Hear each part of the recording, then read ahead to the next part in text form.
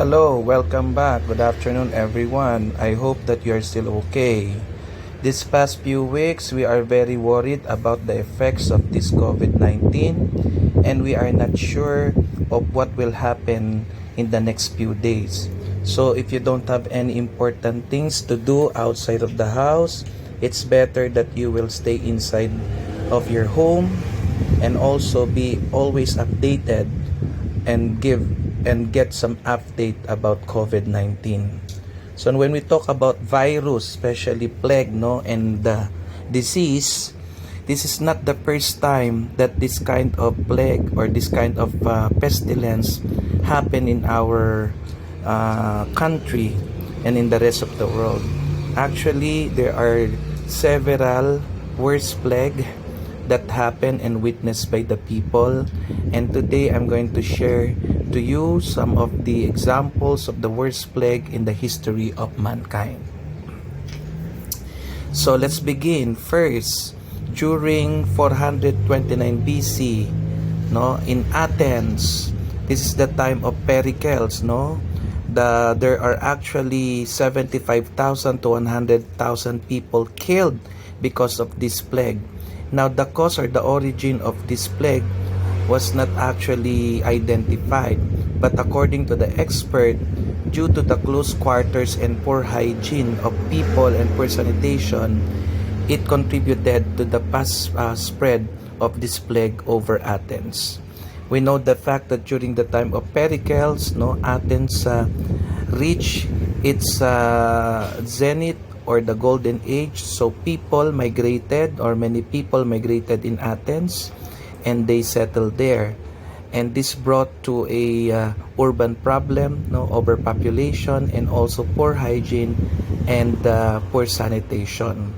Now, according to Thucydides, a historian who actually personally witnessed the plague, he described it like this: the catastrophe was so overwhelming that men, not knowing what would happen next to them, became indifferent to every rule and religion or law. So, I'm just wondering if Thucydides is alive today, how would he describe COVID-19? Okay? So, next is the plague of Justinian, which happened 541 to 542 AD. Now, the cause of this plague or virus, it came from Ethiopia or Egypt, eventually carried to Constantinople by ships carrying grains with many rats. So it is the black rat, a very dirty rat, which is infected by this virus, and this actually, the virus has transferred to human being. Then later on, it was already spread to other people. Now, the effect of this virus, that killed almost the millions of people in Constantinople or Turkey today, it was the first recorded plague or pandemic, because this plague actually spread out across the country of Constantinople, and it reaches out Middle East and also Europe. Okay? And there are actually, it killed 100 million people across the world. Now, the historian during that time who witnessed it, Procopius, he is a popular historian in the court of Emperor Justinian. He described it as the whole human race came near to being annihilated because of the number of people or millions of people who died across the world. This is the first pandemic, recorded pandemic virus or plague in the world. So that's, remember that, the plague of Justinian. Next is the Black Death, which happened actually during medieval period, 1347 to 1351 AD. Now, the cause of this Black Death, it started in Asia and was brought to Europe through the traders of Silk Road with infected rats and fleas. So just like the Justinian plague, the cause of this plague or virus is actually the dirty rats or the infected rats. And the rats, it contains fleas no, in Tagalog it is yung garapata o maliliit na mga parasite or kuto. This fleas or parasite actually transferred, no, the virus to the person or to the people that has bitten by this fleas or parasite. So the person that was bitten by the fleas, okay, that is the person that was infected, and that infected person also transferred the virus to other people. Okay, so that's how it spread out. Now the effect of this plague, it killed an estimated 75 to 200 million people in the world.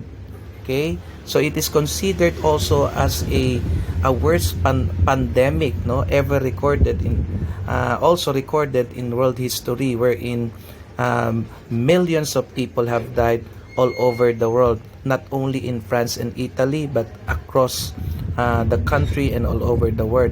And also it reaches, because there is a theory that this rat came from Asia, from China, and through the trade of Silk Road, no, these rats who are infected by this bubonic plague, the bubonic virus, actually was transferred or carried out through ships, and then they were brought to Europe, and then the fleas or the parasite actually is the one who transferred or spread the virus to the people. Now the Black Death was terrifying, no, according to Boccaccio, a very good eloquent writer. So according to him, it is terrifyingly, indiscriminately contagious. Why? The mere touching of the clothes. So according to Boccaccio, once that you touch an infected clothes, no, of worn by a victim of bubonic plague, you can actually get the virus. You can actually be contaminated through touching. So meaning to say, the virus of this bubonic plague really stays also on the surface of the clothes or anything. Now, it appeared to itself to communicate the malady to the toucher. So it means that you can easily spread the virus through also touching, no, and also because of the droplets of coming from the infected person. Okay, so that is the Black Death. Next is the Great Plague of London, which happened 1665, 1667 AD. Now, the cause of this Great Plague is actually the Dutch trading ships carrying cotton from the Amsterdam may have brought the plague to England. So the plague, the virus of this plague also came from the original, from the rat. So it is also, according to the expert, the virus is the same as the virus of the Justinian plague, the bubonic plague, and also the plague that struck the Athenian civilization, or the Athens, the city of Athens during the time of Pericles. Okay, so the effect of this plague, it killed 200,000 people and 1/4 of the London's population. So this is how serious is this disease or plague that occurred during 1665 in London. So many people have died, and after the breakthrough, or after the number of the people who died or infected by this virus, suddenly the virus just disappeared. Okay, and it is also the same with the Black Death and also the plague of Justinian, no, after reaching the total number of deaths, the virus suddenly disappeared. Okay, next is the 1918 influenza. So this is also a virus or a plague. It is also called as Spanish flu, that happened after the First World War. Okay, 1918. Alright, according to John Oxford, the overcrowded camps and hospital was ideal site for spreading of the respiratory virus. Actually, the 1918 influenza pandemic is different from the previous plague that I shared to you, because this is an influenza, it's a flu, and at the same time, the virus belongs to the family of coronavirus, no? So this influenza is actually a corona type of virus that comes from uh, from the bird, no, and the bird, the virus was transferred to the pigs, and later on it was transferred to the human being. So that was according to John Oxford. Now the effect of this virus, it infected 500 million of people around the world and killed 17 to 50 million people actually in the world. So this is how serious is this influenza, and this is the first corona virus, no, ever recorded in 1918, which also killed or infected millions of people across the globe. All right. So today we are now experiencing the what we call the COVID-19 or coronavirus, no, coronavirus, which actually infected right now 119,357 people across the globe. So it was already declared by the World Health Organization. It is already a pandemic because there are many countries who are already affected by this corona deadly virus. And there are actually 4,290 people already died because of this virus. And in the Philippines, okay, we already have total 49 victim and still growing, and there are two deaths already, or two people died because of this virus. And what is good about this virus, no, the COVID, actually there are 65,900 people who just recovered. So what is the important information there? So meaning there is hope that if we're going to have a strong immune system, we can survive this virus. Although until now, the scientists are still looking for the cure, and there are news, I don't know if it is true, that there is already a what we call the vaccine, but it was not yet tested, and we do not know the success of that vaccine, no, if ever it will be tested to the human being. So for now, what we need to do is to protect ourselves, to practice proper sanitation and proper hygiene, no. And always remember, no, from the all the examples of the plague that I presented to you, this flu, this virus, okay, it suddenly died out, no, for no reason. Actually, from the news, according to CNN, no, just yesterday in China, there is already a lowering or the decreasing number of people who are already affected of coronavirus. So the number of cases in China is already decreasing. So that is one characteristic of the virus of the flu, no. If it is already reaches the breakthrough or the number of people who died or affected, most likely we develop our a resistance to this kind of virus. So we develop what we call immune system, no, resistance. That's why most likely time will come that this virus will just disappear, will just die out normally.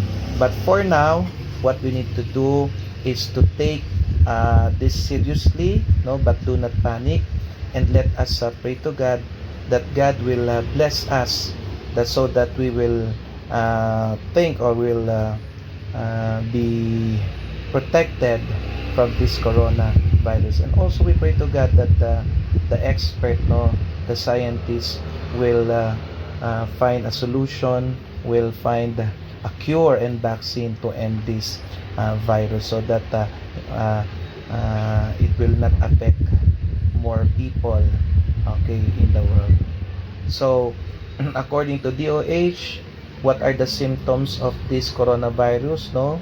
So because it is a flu, it will just damage or affect your respiratory system. So it's just like a fever. The symptoms is like a trangkaso or a severe fever, no? So uh, you will experience high fever, okay, and then you will have runny nose, no? And then one symptoms also, you will have difficulty in breathing. So if you will, and also high fever and chill, no?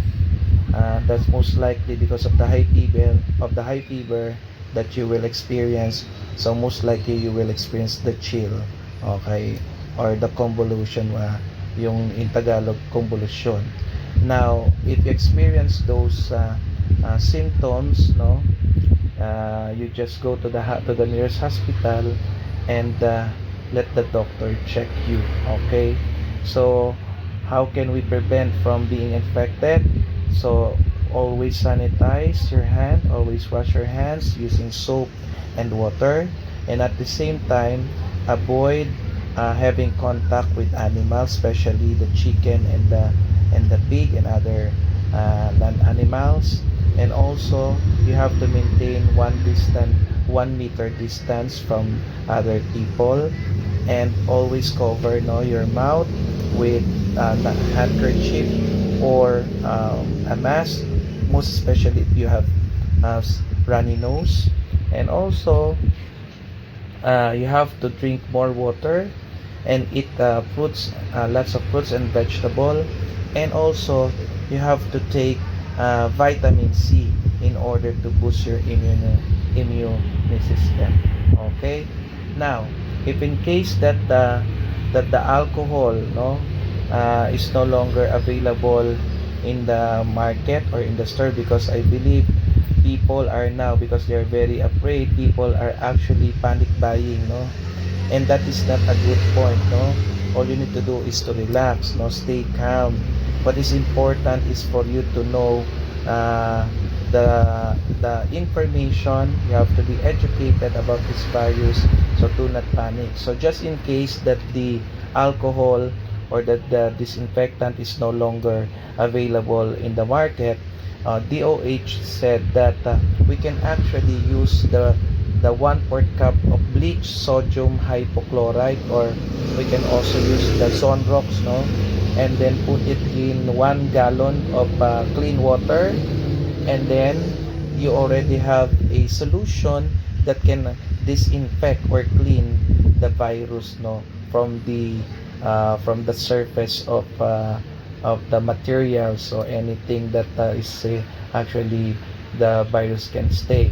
So all you need to do is a clean cloth, and then you apply or put some solution with the Sunrox and then the water, and then you can actually apply that solution, and then by rug or by cleaning the surface of the materials or things that contains the virus. And I know that you are worried, but it is already promised and given to us by God that we have to be strong and courageous, and don't be afraid or scared of them. For the Lord your God himself is who goes with you. He will not fail you, not forsake you. So it is already given to us. It is already promised by God that God will not abandon us. So we have witnessed in the history of mankind, we already witnessed a lot of plagues and virus that killed actually millions of people, but until now we were able to survive, okay. And because for the reason that God is always with us. So always remember that God will not abandon us, so have faith with him, okay. So all we need to do is to pray and be prepared, okay, for this COVID-19, and let us not lose faith and hope to God, because as what he promised, he will not abandon us. And I know that God will find a way to stop the spread of this virus and to heal all those people who are actually infected by this virus. So thank you very much for listening. Do not forget to subscribe in my YouTube channel and leave a comment, and also click the button like. Okay? Thank you and God bless. Bye bye.